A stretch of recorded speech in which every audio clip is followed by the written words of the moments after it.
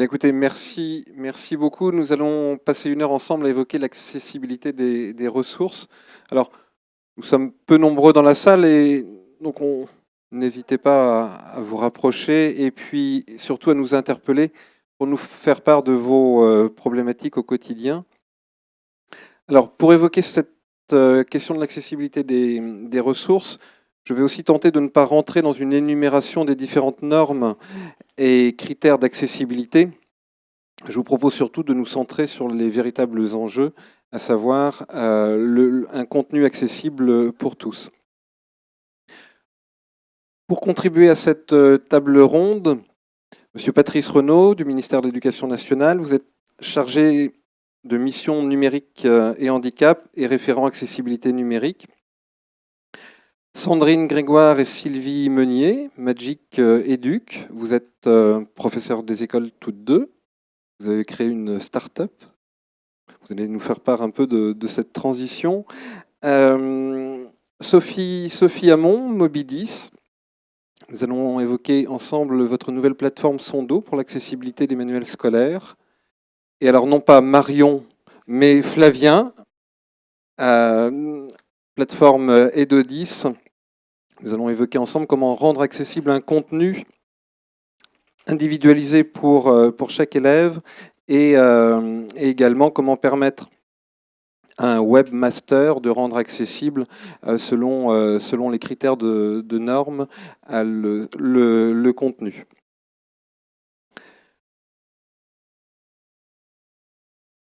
Sur le plan international, il y a quelques acronymes qui ressurgissent à chaque fois qu'on parle d'accessibilité.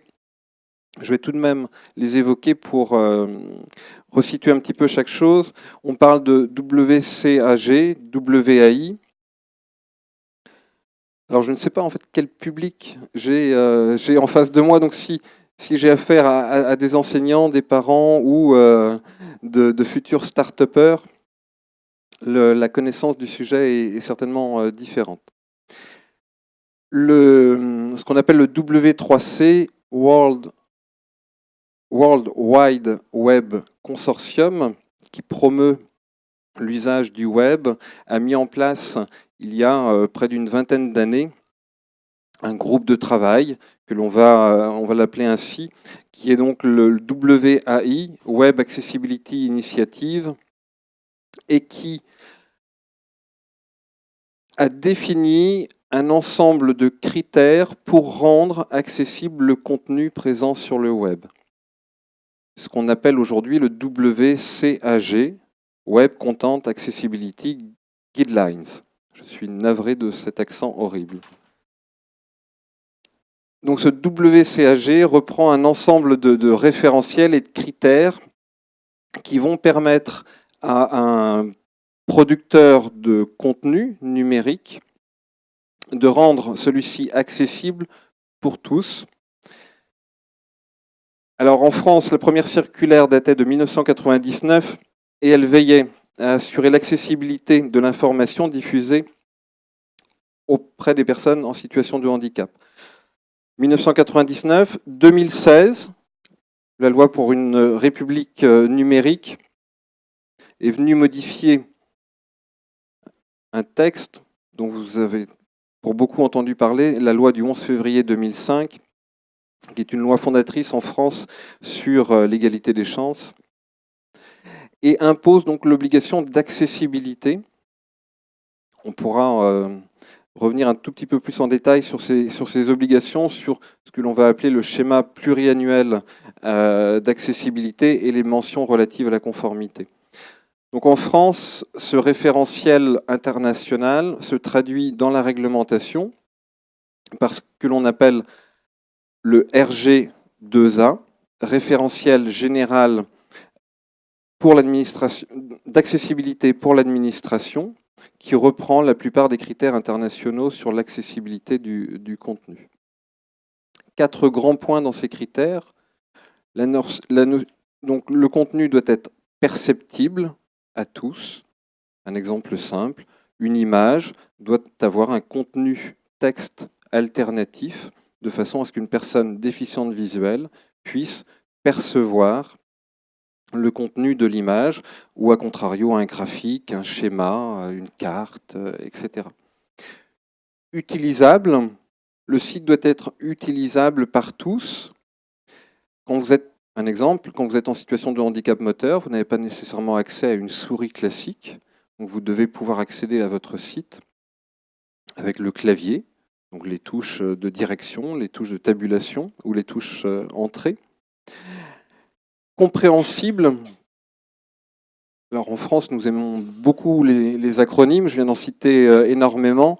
Donc le texte doit être compréhensible par tous. Donc un exemple sur ce volet, c'est l'explication des abréviations. Et robuste, quatrième point important, tout contenu numérique en ligne doit être accessible sur tous les navigateurs, y compris des navigateurs spécifiques utilisés dans le cadre, par exemple, de la déficience visuelle pour l'utilisation avec une plage braille. Et pour cela, l'ensemble du contenu doit être balisé selon des normes clairement définies.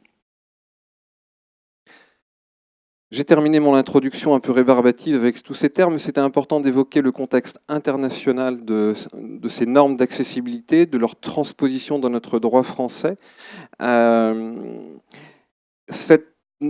Ces normes internationales permettent à chacun de pouvoir prendre connaissance de tous les contenus. Donc, un citoyen français équipé d'une plage braille ou d'une synthèse vocale ou d'un aménagement spécifique, puisque les standards sont internationaux, va également pouvoir consulter un site dans une langue étrangère produit par un webmaster à l'étranger. Pour resituer un tout petit peu le contexte, l'école, les élèves, en 2022, il y a un objectif qui est très fort, qui est le plan École inclusive 2022, qui redit différemment de la loi de 2005 que tout élève doit pouvoir être scolarisé dans l'école ordinaire. Monsieur Renaud, je vous laisse prendre le micro justement pour évoquer l'inclusion scolaire. Qu'est-ce que le numérique apporte et qu'est-ce que l'accessibilité des contenus peut apporter dans ce contexte d'école inclusive? Merci. Je vais essayer de faire le lien entre les référentiels internationaux que vous venez de citer et notre action au quotidien au ministère. Donc, je suis chargé donc d'une mission nationale sur le numérique et le handicap. Bon, handicap, c'est pas forcément le mot le plus adapté. 341 500 élèves en situation de handicap. C'est à la fois beaucoup pour l'école, c'est compliqué. C'est pas beaucoup quand on le voit du côté des associations et des parents. Donc, on est quelque part au milieu du gué au niveau du nombre. On est persuadé qu'il y a encore beaucoup d'élèves qui pourraient être scolarisés beaucoup mieux, beaucoup plus longtemps, beaucoup plus efficacement, et ça passera, on en est quasiment tous convaincus, par les outils numériques. Pas que par les outils numériques, mais en grande partie par ces outils. Et le paradoxe actuel, c'est que nombre d'outils qu'on est amené à utiliser à l'école n'ont pas été pensés pour ces élèves-là. Donc, vous comprenez le paradoxe, on a à la fois des outils qui répondent particulièrement bien aux besoins de ces nombreux élèves, puisque c'est des outils qui permettent de donner du temps, qui permettent de personnaliser, qui permettent de diversifier, qui permettent de répondre à des particularités des individus. On a par exemple pour des jeunes autistes des particularités d'hypersensibilité, d'hyperacousie, de goût particulier pour des couleurs, et ça, le numérique permet d'y répondre infiniment mieux qu'un support papier. Si je prends le sujet des élèves porteurs de 10, bon, vous avez tous vu des exemples où on peut bouger. Il marche le mieux, souvent l'espacement entre les mots, des choix de couleurs, des possibilités de changer les polices, de changer la taille. Donc on peut très facilement, avec le numérique, changer la forme. Et le paradoxe, c'est qu'on continue, donc vous avez indiqué la loi de 2005, on a des décrets dès les années 2008 qui nous imposent, dès la création de ressources, de penser à leur handi-accessibilité. En fait, c'est compliqué. Nous, on a été confrontés au problème lors de liens qu'on a fréquemment avec les éditeurs. Les éditeurs sont des gens avec qui on travaille beaucoup, les éditeurs scolaires notamment, et on a essayé de trouver où étaient les freins. Alors déjà, méconnaissance des référentiels dont vous avez parlé, que ce soit l'existence de WAI ou des WCAG, le référentiel général d'accessibilité pour les administrations, Et quand on essaie d'aller un peu plus loin avec les différents acteurs, qu'on leur donne l'accès à ces normes ou qu'on leur donne les liens, là, mouvement de recul, les différentes parties prenantes nous disent c'est trop compliqué. Donc ça, c'est un vrai problème. Quand on parle élèves en situation de handicap, je voudrais qu'on n'oublie pas aussi dans la communauté éducative, on a des enseignants en situation de Mmh. handicap, on en a 5-6% reconnus en situation de handicap, mais en fait, comme dans la population générale, il y a à peu près 10% de personnes qui ont des besoins particuliers, et donc il ne faut pas les oublier. Ce sont des AVS, des AESH, qui, de par leur fonction, vont s'occuper d'élèves handicapés, mais qui ont quelquefois choisi ce métier-là parce que elles-mêmes ou eux-mêmes étaient en situation de handicap. Donc il faut vraiment penser ces outils. Il n'y a pas que ce qui est donné à l'élève, il y a aussi tous les réglages hein, derrière. Donc qu'est-ce qu'on fait à l'éducation nationale? Nous, on ne produit pas directement les ressources, hein. On répond à des porteurs de projets comme vous, hein, d'ailleurs, voilà, donc qui venaient au travers de certains de nos dispositifs. Donc, on en a un qui marche particulièrement bien en termes d'éducation, hein. C'est le dispositif EduUp, hein, Edu comme éducation, Up comme, c'est le clin d'œil à start-up, mais c'est aussi comme usage pédagogique. Et donc, c'est un dispositif qui finance chaque année, on va dire à peu près une quinzaine de projets qui s'adressent à l'éducation. Ce n'est pas un dispositif pour le handicap. Par contre, comme on est une institution et qu'on respecte et qu'on fait respecter la législation, on est extrêmement vigilant et on reporte cette obligation sur les porteurs de projets en vous indiquant qu'en effet, il y a des règles à respecter, il y a des référentiels. Alors la difficulté à laquelle on est confronté depuis très longtemps, c'est que ce RG2A, il n'est pas facilement utilisable. Donc, dans les discussions avec les différentes parties prenantes, éditeurs, associations, start-up, on était amené, nous, à retravailler les textes et plutôt à promouvoir une démarche. Plus qu'un référentiel supplémentaire sur une démarche, on l'a appelé A2RNE, hein. Ce sont en fait des bonnes pratiques d'accessibilité et d'adaptabilité des ressources numériques pour l'école. Alors, accessibilité, on voit tous ce que c'est, hein, c'était ce qui était indiqué dans les textes précédents. C'est en gros pour les aveugles et les personnes très malvoyantes, donc aveugles, adaptation en braille, malvoyants, caractère agrandi. Et on a voulu aller plus loin en disant incluons tout de suite dans cette démarche les élèves porteurs de 10. Ça fait partie des élèves les plus nombreux à l'école. On est sur des troubles invisibles, donc avec une grande difficulté pour les traiter. Donc, première démarche, on essaie d'inclure un peu plus. Deuxième démarche, on simplifie les référentiels existants. Donc c'est vrai qu'à un moment donné, on déroge temporairement. L'idée, c'est de rejoindre rapidement les textes internationaux, mais on dit aux personnes qui sont en face de nous, il suffit de s'approprier une quinzaine de règles pour couvrir à peu près 80% de l'accessibilité. Donc c'est une démarche très pragmatique, très efficiente. Et l'idée, c'était d'amener les gens à dire, OK, le RG2A, c'est impossible. A2RNE, c'est une première marche qu'on nous offre. Alors, on n'a pas décidé ça tout seul de notre côté. On a bien sûr négocié, discuté avec notamment les fédérations, les grandes associations de personnes en situation de handicap pour pouvoir déroger temporairement. On a pris la tâche des éditeurs qui étaient pris à ce moment-là, on est en 2016 hein, pour fixer un peu les choses, dans une refonte de la dérogation de l'exception handicap au droit d'auteur. Voilà, je cherchais mes mots. Traditionnellement, on crée des livres, enfin, je vais prendre le livre scolaire, mais ça peut être d'autres types d'œuvres, hein, écrites notamment.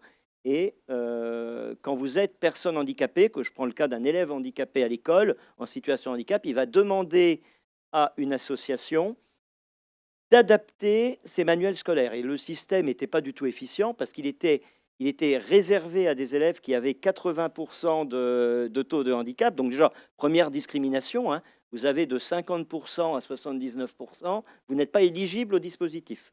Si vous l'êtes, vous demandez à une association agréée qui, elle, va mettre bon an, mal an, 6 mois, 9 mois, 1 an pour réaliser les adaptations demandées. Et donc l'élève, il n'est plus dans la classe. Voilà, donc c'était un véritable problème. Et donc, les différents ministères concernés, donc le ministère de la Culture au premier chef, les Affaires sociales, la santé et bien entendu l'Éducation nationale, on s'est concerté pour faire évoluer cette loi et qu'elle bénéficie à tous les élèves et plus largement à toutes les personnes empêchées de lire. Donc, vous voyez, double mouvement, on a ce cadre-là, avec quand même pour moi une interrogation fondamentale. Participer à ces négociations, ça veut quand même dire qu'on adapte après coup. Ça veut dire qu'en 2019, on continue de laisser les différents acteurs produire du non accessible pour ensuite passer par des dispositifs dérogatoires, donc non inclusifs, pour adapter avec des dispositifs relativement lourds, puisqu'on impose aux éditeurs de déposer les sources numériques des livres scolaires, par exemple à la BNF. Dans quel format? On pourra en discuter. C'est pas, le diable est vraiment dans les détails, mais quelque part, vous voyez, c'était quand même l'idée d'avoir en parallèle la 2RNE et de dire, nous, on va promouvoir Éducation nationale, et je sais que d'autres ministères le font, résolument l'accessibilité native de ce qui est créé. C'est pour ça on vous embête notamment beaucoup, mais c'est pour le bien de tous. Lorsque vous déposez des projets en EduUp, on est extrêmement vigilant sur le fait qu'on ne fait pas une ressource qui ne soit pas utilisable par tous les élèves. On a, nous, cette obligation, on a cette obligation morale aussi, éthique, de fournir des ressources utiles à tous. Alors, quand vous faites des ressources spécifiques pour des publics, on vérifie, nous, que dans l'écosystème, cette ressource va servir. Si on fait une ressource que pour un élève à besoin éducatif spécifique, l'enseignant dans sa classe va rarement l'utiliser. L'enseignant, M. Bourg l'a rappelé ce matin, il a 27-30 élèves dans la classe. Donc il faut impérativement aussi s'adresser à tous les élèves de la classe et répondre avec des ressources pas trop spécifiques. Il y a effectivement l'accessibilité du contenu qui peut être réalisé par les éditeurs en fonction de différentes normes avec ce que l'on va appeler des balises. On va indiquer au système que tel texte correspond à un titre, à des paragraphes, à un texte alternatif. Enfin, je schématise un tout petit peu. Effectivement, dans cette démarche de conception, peut-être que notre culture française arrive progressivement dans une démarche de conception universelle, telle que l'on peut le voir par exemple pour le bâti. Il y a aussi l'accessibilité du programme, du socle commun de connaissances et de compétences. On peut évoquer en premier lieu la notion de lecture, l'apprentissage de la lecture. Alors ça me permet de faire une transition avec Magic Educ et avec Sylvie et Sandrine. Vous n'avez pas pris le pli de reprendre des contenus existants. Vous avez déjà pris le pli, je crois, de tout revoir. Je vous laisse présenter un tout petit peu votre parcours et Sylvie. J'ai parlé la première parce que oui et non. Alors effectivement, on a repris quelque chose parce que bon, je suis enseignante spécialisée aujourd'hui à la retraite et j'ai travaillé longtemps dans un centre référent des troubles du langage et des apprentissages à l'hôpital de Poitiers. Et en regardant les enfants avoir beaucoup de difficultés à apprendre à lire, j'ai fait une méthode, une approche papier qui correspondait à des observations que je faisais et qui pour moi étaient en lien avec l'échec d'apprentissage de la langue écrite. Donc c'est quelques constats. Le premier, c'était que je trouvais les enfants...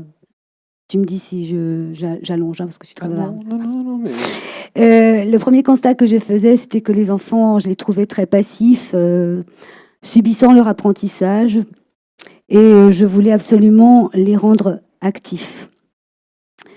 Je voulais qu'ils comprennent le principe alphabétique, c'est-à-dire ce rapport entre les graphèmes et les phonèmes, avant qu'ils en apprennent le code. Je vais passer au deuxième... oui, on va faire comme ça. Donc, la deuxième observation que je faisais, c'est que les enfants, ils étaient souvent meurtris. Ils m'arrivaient cassés, avec une estime de soi qui avait déjà beaucoup été entamée. Et pourtant, je savais bien que pour apprendre, il faut se tromper. Donc, l'apprentissage vient effectivement du décalage entre l'hypothèse qu'on se fait sur la résolution d'un problème et puis la réalité. Et c'est là qu'il y a apprentissage. Donc, il fallait effectivement que l'enfant se trompe, mais il ne fallait pas le sanctionner. La troisième chose, c'est un rapport plus étroit avec les troubles 10. C'est que la plupart des enfants qui m'étaient confiés avaient ce qu'on appelle une très mauvaise conscience phonologique, donc qui est la voie royale pour apprendre à lire. Et en général, on se contente d'entraîner cette conscience phonologique, entraîner encore et encore quelque chose qui ne fonctionne pas ou très mal. Du coup, moi, j'ai plutôt préféré faire autrement, essayer que les enfants trouvent un moyen de compenser cette absence de conscience phonologique en leur proposant des mots écrits, de façon à ce qu'ils fassent ce rapport entre le vu et l'entendu, entre le graphème et le phonème. Et le dernier principe, c'était quand je me suis posé la question, mais où est-ce que l'élève apprend à lire? Là, c'est assez facile, l'élève, il apprend à l'école. Et on l'a dit ce matin, où est-ce que l'enfant apprend à lire? Et là, l'enfant apprend à lire un peu partout, avec tout le monde, avec ses parents, à la maison, etc. Donc, je rêvais d'un outil qui puisse permettre une coéducation. Et puis, je suis partie à la retraite avec tout ça. Ah oui, j'aurais voulu aussi que l'enfant il apprenne à lire en jouant. Voilà. Et j'ai rencontré Sandrine qui a travaillé avec moi pendant une année et on a partagé cette façon de voir les choses. Et du coup, elle a pris le carton et elle a décidé de faire de cette méthode papier, de lui redonner une deuxième vie. Du coup, moi, pour ma part, je suis enseignante spécialisée aussi, d'abord auprès d'enfants déficients intellectuels, puis en RASED. Et voilà, on faisait le constat avec Sylvie que les enfants, ils pouvaient apprendre à lire en dépit de leurs difficultés. Lire au sens de décoder, l'accès à la compréhension reste difficile. Et avec le carton que Sylvie me donnait, riche de plus de 10 ans d'expérimentation de terrain, je suis allée à la rencontre de mes collègues pour leur demander comment eux, dans leur classe, enseignaient le code alphabétique. Et ils ont tous des méthodes reconnues, utilisées. Et la richesse de notre méthode est sortie du fait qu'on allait mettre les enfants en situation d'atelier, c'est-à-dire qu'ils allaient pouvoir être par 3-4 avec leur enseignant pour apprendre le code alphabétique. Sauf que cette mise en atelier reste quelque chose de difficile à pratiquer dans les classes pour les enseignants, parce que ils se posent toujours la question de savoir mais que vont faire les autres enfants pendant que je serai avec eux. Et en discutant avec eux, j'ai compris que l'outil numérique allait pouvoir pousser les portes et les limites, puisque certains enseignants ont à cœur de faire leur métier, enfin tous ont à cœur de faire leur métier correctement, mais la mise en atelier peut être favorisée à condition que chacun des élèves puisse en même temps avoir accès au travail de la même compétence. Et donc, eux peuvent travailler le code avec 3-4 enfants autour d'eux et pourquoi pas mettre le reste de la classe devant l'outil numérique. C'est ainsi qu'est né Graphonemo, une application qui reprend tous les principes de la méthode papier, c'est-à-dire que l'enfant est dans une situation d'engagement actif. Le mot lui est proposé comme une situation problème. Il peut se tromper. Quand il se trompe, il y a un feedback qui est offert par le numérique qui est juste exceptionnel, c'est-à-dire qu'il n'a pas besoin d'attendre le lendemain matin que son enseignant lui signale sur sa feuille qu'il s'est trompé. Il s'en aperçoit tout de suite. On lui offre avec le numérique la possibilité de s'autocorriger. Cette autocorrection, elle peut être validée par l'esprit du jeu. Donc du coup, il gagne des points et il peut gagner des points même en s'autocorrigeant. Et nous avons élaboré ce Serious Game aussi en collaboration avec un laboratoire de recherche, le laboratoire de recherche UPEC Chartres Paris-Créteil, grâce à un terrain d'expérimentation qui nous a été offert par l'Académie de Poitiers. Et donc, c'est vraiment un outil qui se co-construit aussi avec les enseignants, les bêta-testeurs, pour répondre aux besoins d'un maximum d'enfants, c'est-à-dire les enfants de CP dans un premier temps, mais aussi de classes spécialisées, puisqu'on travaille avec notre comité pédagogique auprès d'Ulysse, d'Ulysse TED aussi, et également d'IME. Et donc aujourd'hui, vous avez combien de bêta-testeurs Alors, à l'instant? Aujourd'hui, à l'instant T, nous avons 450 bêta-testeurs en classe de CP, et nous sommes à 807 bêta-testeurs. Donc on travaille également avec une unité d'enfants dysphasiques et des IME et des classes spécialisées en ce moment. Donc avec une synthèse de cette expérimentation dans les semaines à venir, et avec un objectif de commercialisation, de mise sur le marché de l'application au mois de... En juin. Nous espérons être en juin sur le marché pour pouvoir attaquer l'année scolaire avec un maximum d'enfants en apprentissage de la lecture. Alors, des projets aussi innovants que celui que vous portez, il y en a effectivement énormément dans la communauté de ce que l'on appelle les EdTech. Ce matin, c'était aussi l'objet de différentes tables rondes sur le sujet. En tous les cas, félicitations d'avoir franchi le pas. Une merveilleuse aventure, une aventure qui va certainement vous transformer et vous allez avoir plein de casquettes dans les semaines à venir pour répondre à l'ensemble des sollicitations. Monsieur Renaud a évoqué l'accessibilité à la culture à travers ce que l'on appelle l'exception au droit d'auteur. On pourra aussi rentrer un peu plus dans le détail si vous avez des questions sur le sujet, mais en dehors de cette accessibilité normative à un contenu web, notre droit français, à travers des directives européennes toujours et à travers un traité qu'on appelle le traité de Marrakech, rend accessible également le contenu non numérique à la base. Ce qui fait aussi ma transition avec Sophie, donc Mobidis. Vous allez nous présenter Sondo. Vous avez mis en place, en partenariat avec les éditeurs, une approche différenciée du contenu du livre scolaire. Tout à fait. Pour arriver à Sondo, je vais vous expliquer aussi la petite histoire du début, comment on en est arrivé là.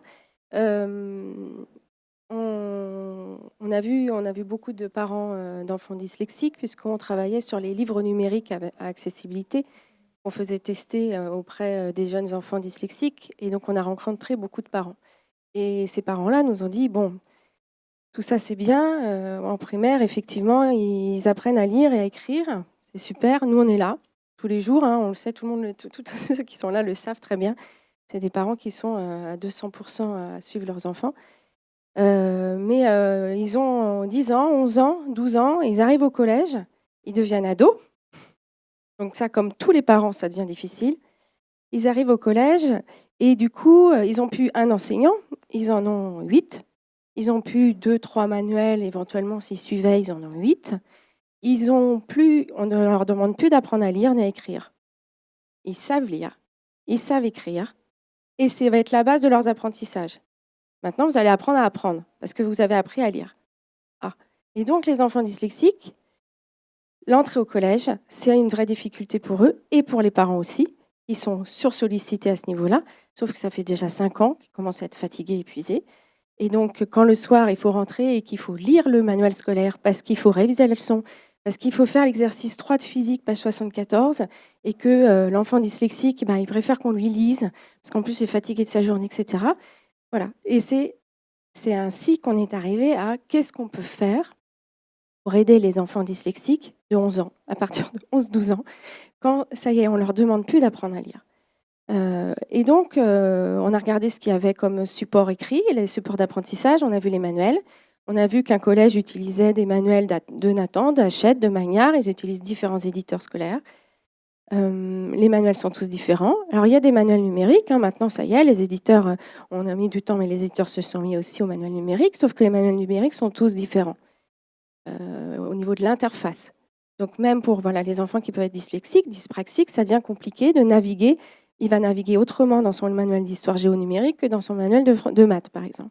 Donc, ça aussi, c'est long, c'est laborieux. Et donc, on s'est dit, on va faire un site. C'était notre rêve, mais on y arrive, on va y arriver. Il nous faudrait un site où il y ait tous les manuels scolaires, quel que soit l'éditeur. L'enfant, il clique dessus, il ouvre sa page 74, il a un lien vers sa page 74, il clique et il écoute. Et il y a quelqu'un qui lui lit la page 74. Il lui lit l'exercice 3, numéro page 74, ou qui lui lit le documentaire d'histoire, le document texte en histoire sur lequel il y a des questions de compréhension, etc. Et donc, c'est ça que nous avons fait. Donc, on a été voir tous les éditeurs scolaires pour être en partenariat avec eux. Effectivement, l'idée, c'était de les inclure dans ce projet et qu'on ait leur accord pour avoir l'autorisation d'adapter leur manuel scolaire en version audio, de la 6e à la 3e pour toutes les matières. Ce site, il ne va être accessible qu'aux établissements scolaires, pour l'instant collège donc. Seuls les collèges peuvent s'abonner à ce site-là. Ce ne sont pas les familles directement. Ça, c'était l'autre idée qui nous tenait à cœur, c'est-à-dire que cette volonté de diffuser au maximum la disponibilité de ces ressources. Et donc, l'idée, c'est que tous les élèves d'un collège auront accès à ces manuels scolaires.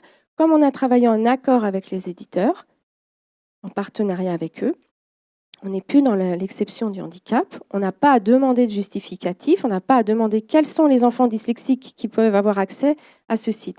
ça sera tous les élèves du collège qui auront accès à ce site.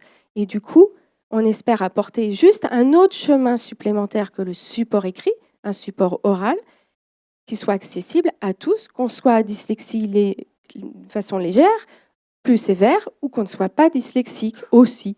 Ou en retard dans l'acquisition de la lecture. Ou en retard en acquisition de la lecture, soit ou alors allophone aussi, puisqu'on a beaucoup d'enfants qui n'ont pas encore complètement acquis la langue française. Et donc, du coup, voilà, juste trouver un autre chemin que le support écrit, c'est-à-dire l'audio, pour qu'ils aient accès au contenu de leur manuel. L'accessibilité des ressources, c'est aussi penser une ergonomie de manière différente, de façon à ce qu'elle bénéficie à tous. Alors, quand on parle de la conception universelle dans le bâti, on va évoquer des portes coulissantes, on va évoquer des rampes d'accès, mais on a tous, à un moment de notre vie, besoin de ces aménagements spécifiques, bien qu'ils soient indispensables pour les personnes en situation de handicap. On y sera tous confrontés au handicap un jour ou l'autre. Dans un contexte professionnel, quand on est salarié de la fonction publique ou à contrario en situation scolaire. L'apprentissage, c'est également au-delà de l'école, dans le cycle de formation continue. Alors, pour faire la transition un petit peu sur l'accessibilité du contenu, donc l'enseignant a à sa disposition un livre scolaire qu'il aura préalablement choisi en équipe pédagogique. Il a aussi son contenu personnel. Il s'est constitué au fur et à mesure de sa carrière différents supports documentaires qu'il va ensuite transmettre sur l'ENT. Ou à contrario imprimer, parce que le support papier a encore bien entendu toute sa raison d'être dans la classe. Et donc Flavien, avec Thibaut, Marion, donc Edodis a mis en place une plateforme qui permet d'adapter spécifiquement aux besoins des élèves concernés. C'est ça, exactement. Bonjour à tout le monde.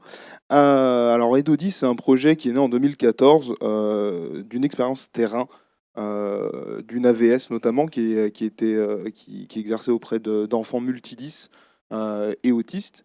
Et très rapidement, cette AVS s'est dit, ce serait bien que j'aille voir l'orthophoniste ou l'ergothérapeute de ces élèves-là pour voir un petit peu ce que je pourrais mettre en place pour les aider au mieux. Du coup, elle est allée en séance auprès des orthophonistes concernés et très rapidement, les orthophonistes ont parlé d'adaptation.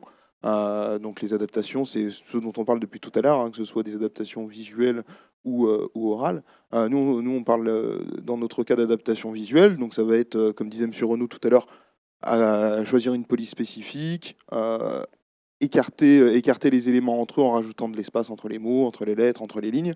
Et ça va aller aussi un peu plus loin, parce qu'on va pouvoir mettre en avant certains éléments du texte, comme les majuscules, les signes de ponctuation, les syllabes, les phonèmes, ou des lettres, si certaines personnes ont tendance à les inverser. Et en fait, très rapidement, cette AVS, elle s'est mise à adapter du coup des bouquins de cours de ces élèves-là, et elle a adapté plusieurs livres de cours en une année, à la main, sur Word. Donc, elle scannait les pages, elle rajoutait des espaces à la main sur Word, et très rapidement, son fils Thibaut s'est dit maman, c'est super ce que tu fais, c'est génial. En plus, les élèves, ils ont l'air d'apprécier. Il y avait un gain de confiance en soi assez extraordinaire, des notes qui s'amélioraient et ce sentiment d'être réintégré au groupe classe, tout simplement. Mais par contre, c'était vraiment très chronophage, très lent, et vraiment, si on veut généraliser ça à tous les enseignants, à tous les AVS, c'est pas possible, très clairement. Du coup, il s'est posé la question d'automatiser tout ça, et c'est comme ça qu'est né Edodis. Donc Edodis, c'est une application web où en fait, l'enseignant, le parent ou le professionnel de santé qui entoure l'élève va pouvoir créer ce qu'on appelle le profil de lecture. On a inventé ce principe-là en 2014. Et qu'est-ce que le profil de lecture, pardon. En fait, le profil de lecture, il va contenir des adaptations visuelles nécessaires à la bonne lecture d'un élève en particulier. Donc, par exemple, vous avez Julien et Léa. Julien, il va avoir besoin d'une police en comics en MS en taille 15, avec la mise en avant des syllabes, un gros interligne, mais pas d'espacement entre les lettres, ni entre les mots. Alors que Léa, elle va avoir besoin d'une police Arial, un peu plus petite, peut-être en taille 13, mais par contre, elle va avoir besoin de beaucoup d'espacement entre les lettres, entre les mots, pas du tout les syllabes, mais par contre, elle confond le son et le son est. Du coup, on va lui mettre en avant le son et de la couleur qu'elle souhaite et le son est de la couleur qu'elle souhaite. Voilà ce que c'est le profil de lecture. Et ce profil de lecture, une fois qu'il est prêt, on va l'appliquer sur du contenu. Donc ça peut être du document Word, du PDF, du scan, un bouquin numérique, des images, une photo d'un texte, des pages web aussi. Et depuis qu'on a une application mobile, on peut prendre des photos un peu partout de textes au cours de la journée et les adapter. Voilà ce qu'on fait. Et l'avantage, déjà, c'est la personnalisation totale du contenu, parce que souvent, qu'est-ce qui se passait dans des classes? Soit il n'y avait pas d'adaptation, soit il y avait des adaptations, mais souvent il y avait une version adaptée pour tous les élèves à besoins éducatifs particuliers. Ce qui rend la chose un peu dommage, parce que comme on a pu le vérifier rien que ce matin avec les ateliers, avec les élèves, certains élèves avaient créé leur profil, avaient créé un profil avec une police spécifique. On le montrait à un autre élève qui lui aussi avait des besoins spécifiques, était 10, et il nous disait, mais là, j'arrive pas à lire du tout, c'est pas possible. Donc du coup, faire une seule version générique, adaptée certes, mais avec des adaptations génériques pour des élèves, ça peut poser problème parce que ça va pas aller à tout le monde. C'est comme si vous donniez la même paire de lunettes avec la même correction à 2 myopes. Il y a un souci à un moment donné. Du coup, on amène cette hyper personnalisation et cet aspect rapidité d'exécution pour l'enseignant notamment, parce que l'enseignant il va pouvoir générer, il va charger un document par exemple sur la plateforme, et il va pouvoir générer 1, 2, 3, 4, 5 versions adaptées, toutes différentes pour ces 1, 2, 3, 4, 5 élèves en situation de handicap. Depuis, on a créé un nouveau produit qui s'adresse un peu plus aux institutions publiques, aux entreprises qui souhaitent amener de l'accessibilité sur leur site web ou leurs intranets. Et c'est un produit qui s'appelle Adapt Mon Web. Et en fait, le principe, il est très simple. C'est qu'il y a une seule ligne de code à intégrer au site web ou à l'application web en question. Et tout de suite va apparaître un petit œil sur l'interface des utilisateurs qui viendront sur votre site, sur votre intranet, sur l'ENT, etc., etc. Et les gens vont pouvoir directement, en cliquant sur cette petite œil-là, sélectionner tout un tas d'adaptations en direct sur le site et l'adapter en direct. Et l'autre avantage, puisqu'on reste sur ce principe de profil de lecture, c'est que les gens vont pouvoir enregistrer ce profil et le retrouver sur tous les sites qui auront installé notre solution. Donc voilà ce qu'on fait à l'heure actuelle. Super, merci beaucoup Flavien. Donc l'accessibilité des ressources, elle est vraiment à différents niveaux. Elle est au niveau de l'éditeur qui, en tenant compte de ces normes internationales, va permettre à un usager qui va utiliser une solution spécifique d'accéder à son contenu. L'exemple de la plage Braille, c'est l'exemple le plus significatif. Néanmoins, les besoins des utilisateurs vont bien au-delà les difficultés des élèves, vont parfois... Oh, excusez-moi. Hop, je reprends, marche arrière, je reprends ma phrase. Au sein de la classe, il y a des handicaps visibles et invisibles. Effectivement, un jeune en fauteuil, un jeune déficient visuel, c'est indiscutable, son handicap est visible.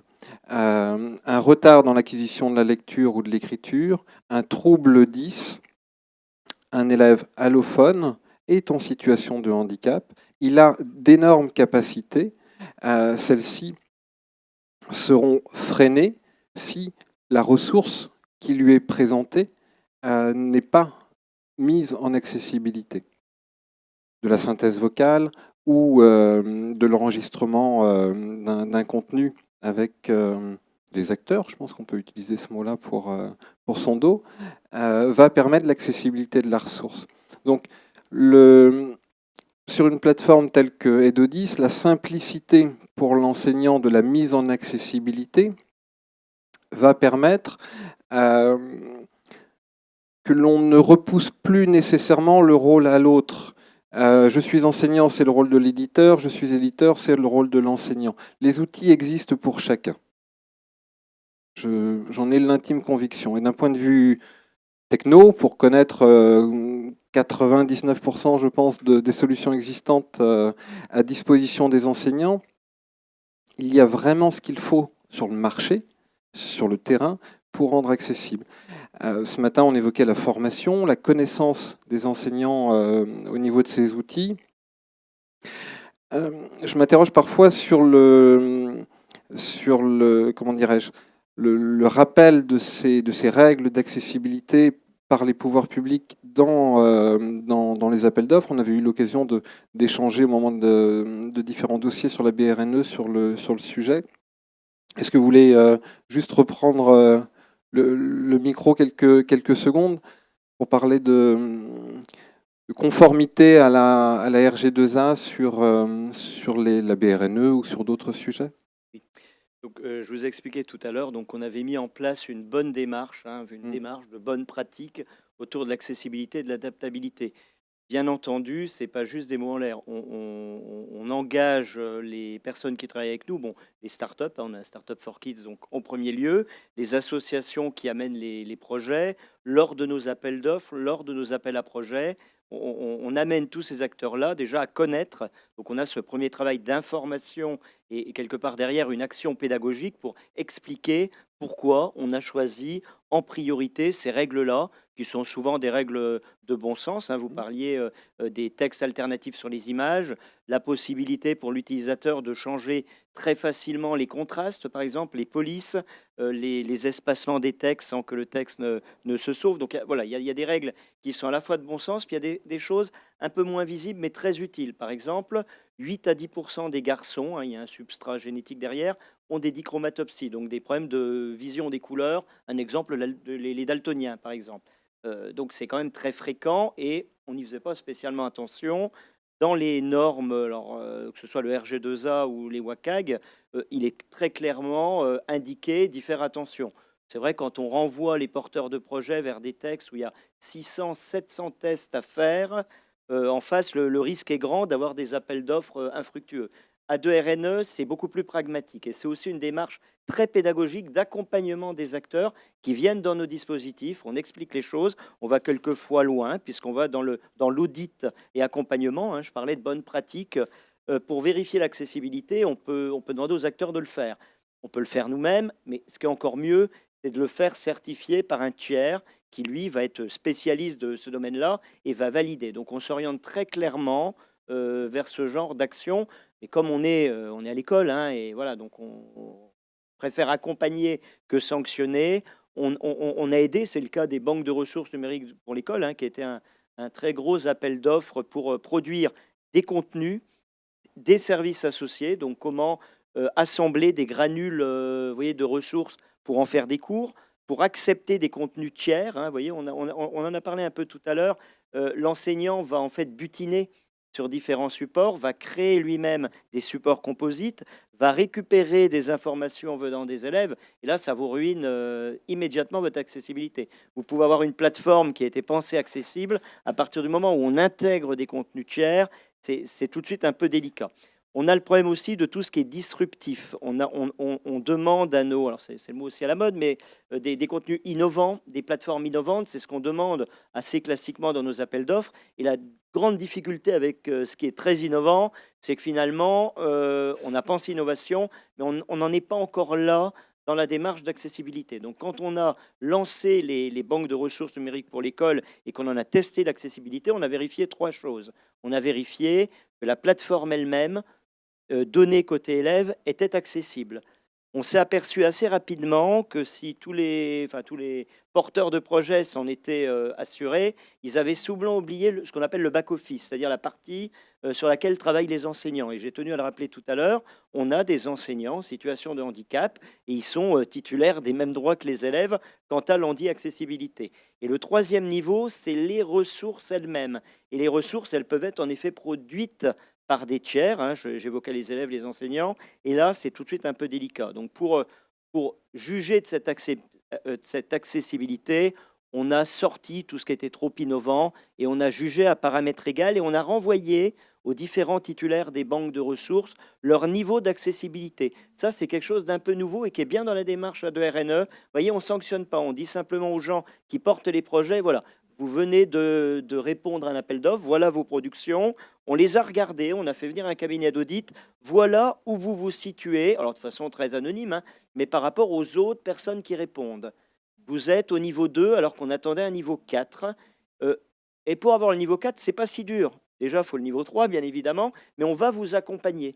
Peut-être que simplement, c'est dans le code. Et là, on s'est aperçu, avec un peu d'effarement, qu'il y avait des choses qu'on maîtrisait bien dans les années 80, les codeurs, donc il y en a plein à l'école ici, hein, notamment à l'école 42. Il y a des choses qui ne maîtrisent pas parce qu'ils n'en ont pas vu forcément l'intérêt. Je pense le balayage, par exemple, en dehors de la souris. On a tous l'habitude de naviguer à la souris. Beaucoup de personnes en situation de handicap, en fait, ont des raccourcis clavier, utilisent la touche de tabulation ou la barre espace. Et donc, il faut absolument que ce soit géré dans le code. Et ça vous ruine l'accessibilité d'emblée. Alors qu'ils avaient pensé à des choses beaucoup plus complexes et pour lesquelles ils étaient excellents. Donc, le cabinet d'audit accompagnement les a suivis et rentré vraiment dans le code avec les codeurs.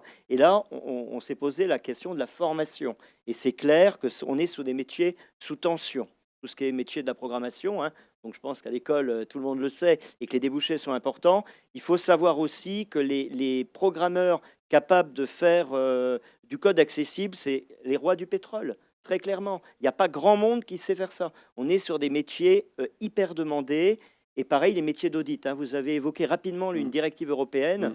Le droit français, il provient beaucoup aussi des directives. Et on vient de transcrire en droit français l'obligation d'accessibilité sur la totalité des sites publics, hein, ce qui nous met, y compris éducation nationale et autres ministères, devant des responsabilités lourdes, et avec cette difficulté de recruter des personnes capables de mettre à bien les CMS, les contenus, les architectures. Enfin, c'est pas un problème simple, et je pense qu'il faut être très pragmatique.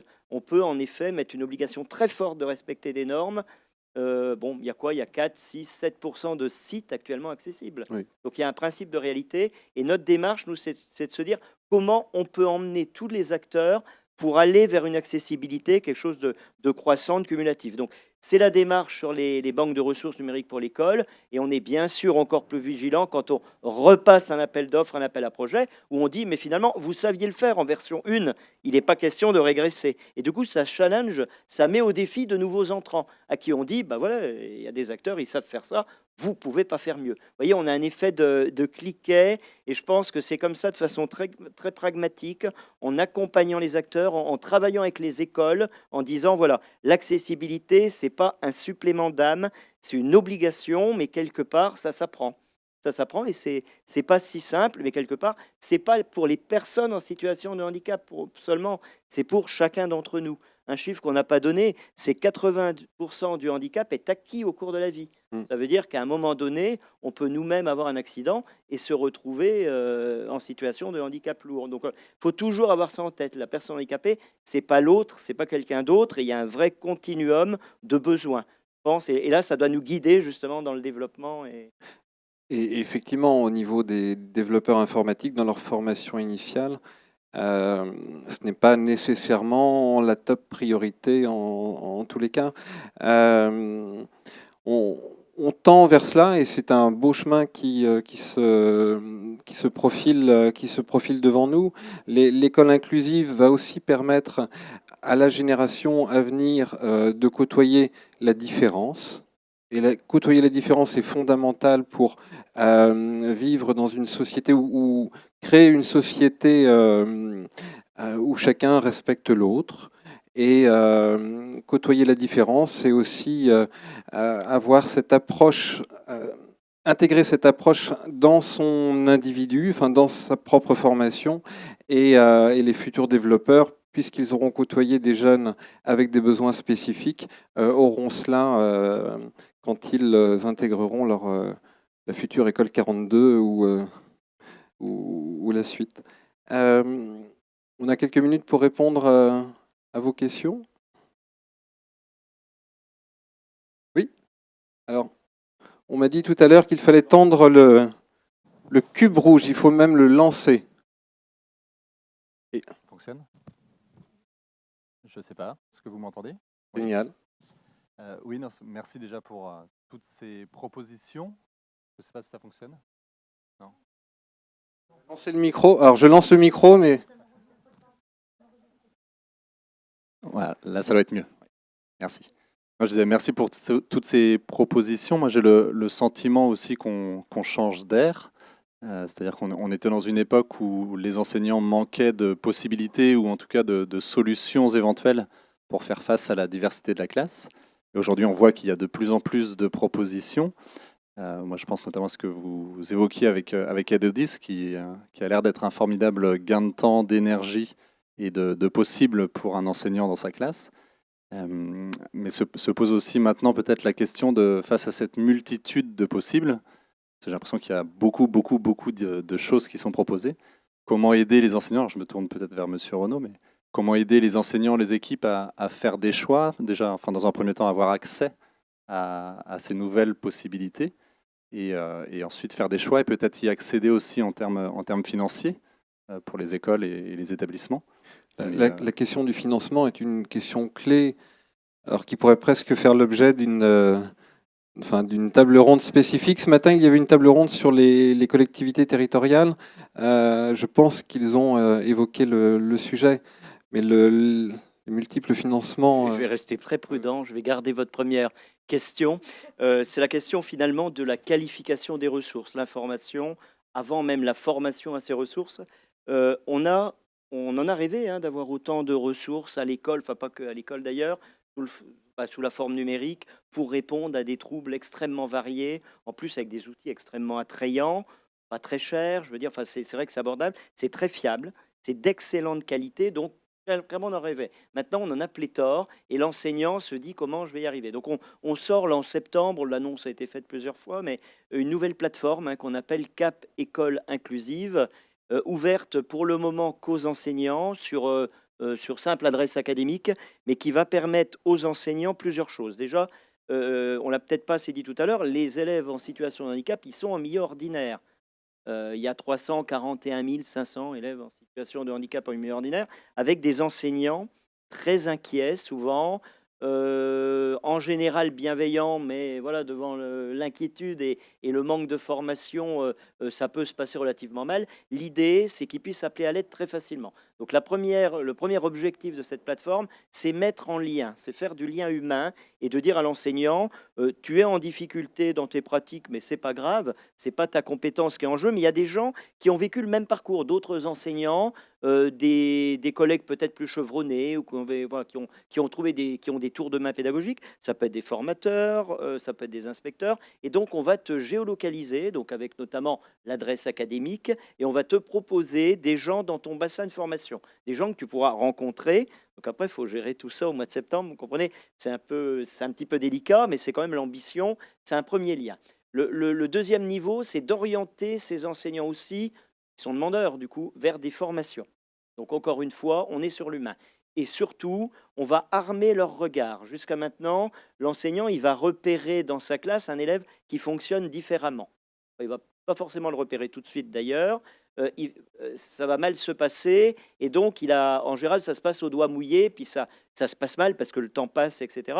Là, on va lui fournir des grilles d'observation très fines sur les besoins. Il est hors de question de parler de troubles, de parler de médical. Ce n'est pas le boulot d'un enseignant. Il ne s'agit pas de diagnostic, il s'agit juste de repérer des besoins éducatifs particuliers. Et en face de ces grilles très simples, c'est des cases à cocher, c'est accessible au passage sur le plan du handicap. On est sur une plateforme anti-accessible, donc très ergonomique. L'enseignant va lui proposer ses ressources. Les ressources qui devraient convenir le mieux aux besoins éducatifs de cet élève. Mais finalement, la démarche qu'on a derrière, c'est de dire, si vous mettez en place ces outils-là, ça va être utile à tous les élèves de la classe. C'est quand même voilà. Donc c'est quand même l'ambition de cette plateforme, c'est qualifier les ressources. Donc elles ont été sélectionnées par des groupes de travail. On doit avoir 8 à 9 groupes de plus de 10 enseignants qui ont repéré, qualifié les ressources. Une bonne ressource, c'est celle qui est utilisée. En général, ce sont des ressources notamment via EduHub, via la commission multimédia, donc qui ont reçu une validation institutionnelle. Et après, ce sera sans doute ouvert à des choses que nous renverrons les enseignants en disant dans cette liste, il n'y a pas ça, moi j'utilise avec grand intérêt, et va se reposer cette question de comment je valide, comment je tiens à jour vous avez tous vu le cas d'applications qui pouvaient être très bien en version 1 et qui se dégradaient dans le temps ou qui n'étaient plus maintenues. Donc on a ce travail aussi au long cours à organiser puis à mener. Donc on retrouvera effectivement certaines de ces ressources via je l'espère KP bien, Inclusive. bien D'accord, sûr, très oui, bien. oui, Non, oui. non, mais c'est très bien. Tout à fait. D'autres questions? Si. Écoutez, merci à tous et merci à nos intervenants et intervenantes pour cette question. Puis on est à votre disposition à la suite. N'hésitez pas à venir nous interpeller.